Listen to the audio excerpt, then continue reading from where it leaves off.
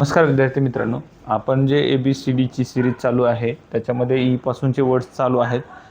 याच्यापर्यंत ABCD पर्यंतचे आपले words झाले आहेत, जवळपास 400-500 वर्ड्स झाले असतील. तर आपण ई पासूनचे वर्ड्स घेतोय.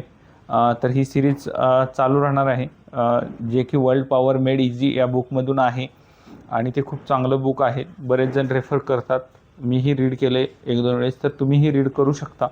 तर त्या बुकमधूनचे हे वर्ड्स आहेत. तर पहिला वर्ड्स आहे इबुलंट. इबुलंट म्हणजे आनंदी किंवा उत्साही म्हणू शकतो. एक्सबरंट आणि इंथुझियास्टिक, जॉयफुल, आनंदी वगैरे म्हणू शकतो. अँटोनिम्समध्ये आहे डिप्रेस, डल, ग्लोमी म्हणजे उदास असता. दुसरा आहे इसेंट्रिक. इसेंट्रिक म्हणजे विचित्र किंवा एखादी ऑड वगैरे म्हणू शकतो. पिक्युलियर, असाधारण, अनयुज्युअल, स्ट्रेंज, विचित्र असे म्हणू शकतो. अँटोनिम्समध्ये आहे कन्व्हेन्शनल, जे की परंपरागत चालत आलेलं आहे. नॉर्मल आहे, ऑर्डिनरी आहे, टिपिकल, सामान्य वगैरे म्हणू शकतो. याला बनाल पण म्हणू शकता. बनाल म्हणजे पण सामान्य असतं.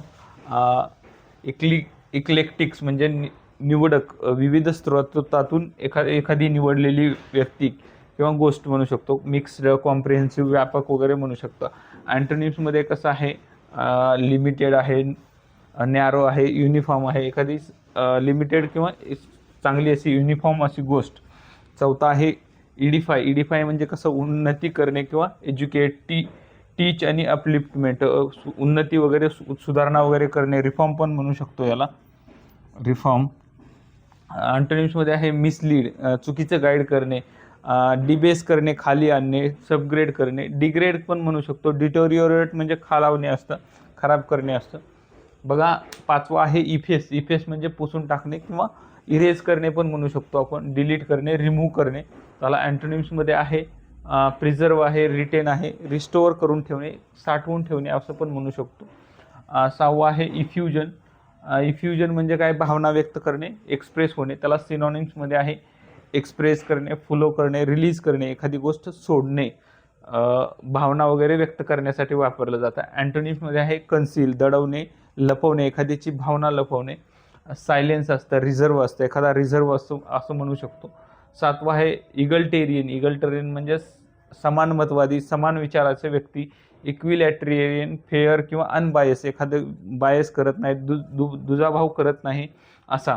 अँटोनिम्समध्ये काय आहे, बायस आहे, एका बाजूने झुकलेला किंवा एखाद्या व्यक्तीसाठीच काम करणारा किंवा निर्णय देणारा. अनइक्वल आहे, पार्शियल आहे, पार्शियलिटी करणारा आहे असं. आठवा आहे इगोसेंट्रिक, आत्मकेंद्रित किंवा स्वतःचा विचार करणारा, स्वतःच्या भावनांचा किंवा स्वतःचा विचार करणारा. सेल्फिश, इगोइस्ट पण म्हणू शकतो. सेल्फिश आहे, इगोइस्ट आहे, सेल्फ सेंटर आहे, जे की स्वतःभोवती स्वतःसाठीच करणारा आहे. अँटोनिम्समध्ये आहे अल्टुरिस्टिक. अल्टुरिस्टिक म्हणजे दुसऱ्याचा विचार करणारा. उदारमतवादी, उदारमत्वाची भावना असणारा, त्यालाच आपण सेल्फलेस म्हणू शकतो, हंबल म्हणू शकतो, जनरस म्हणू शकतो, दुसऱ्यासाठी देणारा म्हणू शकतो. बेनेवलेंट, त्याला सदाचारी वगैरे म्हटलं जातं. तर बघा, हे 8 वर्ड्स होते. परत एकदा आपण थोडंसं फास्टमध्ये बघूया. इबुलंट म्हणजे आनंदी, उत्साही म्हणू शकता. इसेंट्रिक म्हणजे विचित्र असं म्हणू शकता.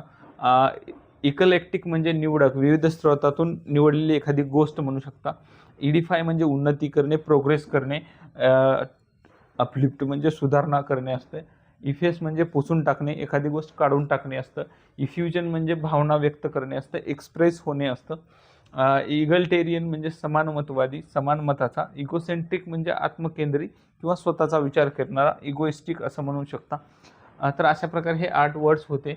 अशा पद्धतीनेच ही व्होकॅब्युलरी चालत राहील. तुम्ही बघत राहा. आणि आपलं @360 एज्युकेटर या चॅनलचे 600 सबस्क्रायबर पूर्ण झालेत. त्याच्याबद्दल धन्यवाद. थँक्यू. Thanks for watching. आपल्या चॅनलला सबस्क्राईब करा. थँक्यू.